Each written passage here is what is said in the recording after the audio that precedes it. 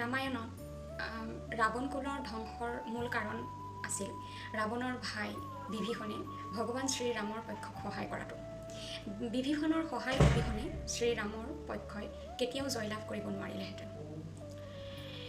ঠিক তেনেদৰে আমাৰ ঘৰবোৰতো আমাৰ পৰিয়ালৰ সদস্যসকলৰ মাজত একতা নোহোৱা হোৱাৰ এটা মূল কাৰণ হৈছে আমি আমাৰ ঘৰৰ সদস্যসকলতকৈ আনক বেছি গুৰুত্ব দিয়াটো। বৰ্তমান ট্ৰেণ্ডত থকা এটা থট হৈছে যে যদি পৰিয়ালৰ কোনো সদস্যৰ কাৰোবাৰ লগত যদি মনোমালিন্য ঘটে তেন্তে হ'লে আমি মনতে ভাবোঁ যে তেওঁৰ লগতহে হৈছে, মই ভালে থাকোঁ।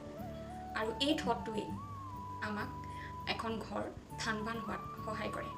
গতিকে যদি আপোনাৰ ঘৰৰ সদস্যসকলৰ মাজতো মিলা প্ৰীতি নোহোৱা হৈছে, একতা যদি নোহোৱা হৈছে, তেন্তে এই কাৰণকেইটাৰ ওপৰত গুৰুত্ব দিয়ক আৰু দেখিব যে আপোনাৰ ঘৰখনলৈ সেই একতা ঘূৰি আহিছে।